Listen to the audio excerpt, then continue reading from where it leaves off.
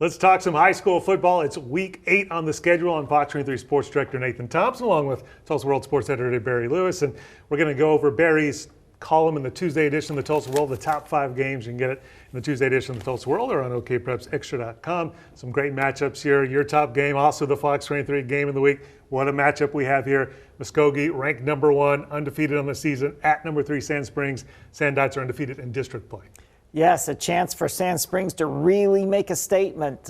They've been so close to being really good, but they haven't just gotten over the hump as far as like getting to the state title game in about 9 years. They've been consistently in the playoffs, but this is their chance to show everybody that they are for real this year. They don't have to necessarily beat Muskogee, but they need to really give them a good game.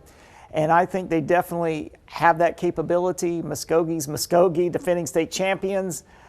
They've been so good. Jamarian Bird-Ficklin has been having a great year at quarterback, but so is Easton Webb for Sand Springs. So I think this just has the potential to be a classic on Friday night.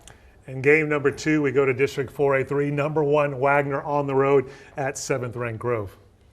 Yes, this is a game that we thought would even be bigger than it is, but then Grove got upset last week. So it's not a matchup of 2 undefeated teams. It's not necessarily a matchup that's going to decide the district title, because Wagner can still lose and win the district. Grove would need some help from other people in order to win the district, even if it beats Wagner, but still a great matchup. Wagner's last 2 trips to Grove have been crazy. Grove beat them back in 2022. That was a Wagner State Championship team.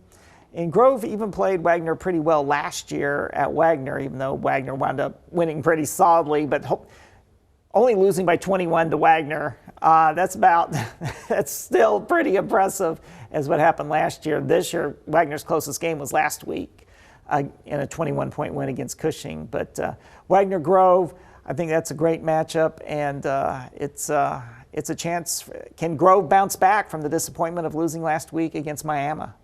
And then game number 3, Broken Arrow at Union. A couple of Tulsa Metro teams going against each other, and it's in the kind of unusual position, at least recently, of being a district game. Yes, they haven't been district rivals since about 2008, and they've usually played early in the season. They met in the playoffs. Yeah, they've usually played early in the season and real late in the season, because they usually meet in the playoffs. But this year, it's a district game.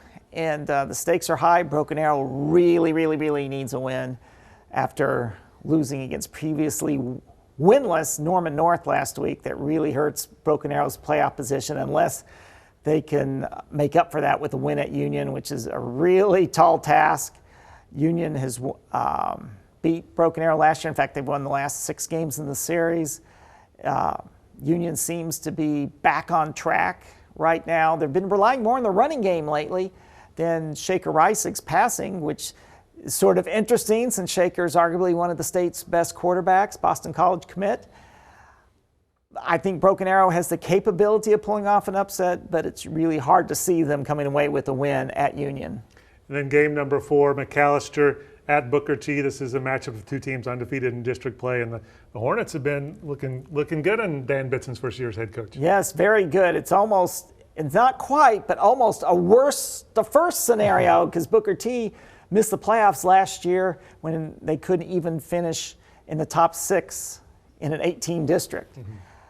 And but this year, they could pretty well win the district title with a victory over McAllister on Friday night, and at the same time really signal to everybody that Booker T football is back. This is one of the bigger games we've seen at S.E. Williams Stadium since probably Booker T won its last state title in 2017. So it's exciting to see Booker T football really having a great season, because Booker T's got such a rich tradition, and it just seems high school football is more exciting when Booker T football is winning.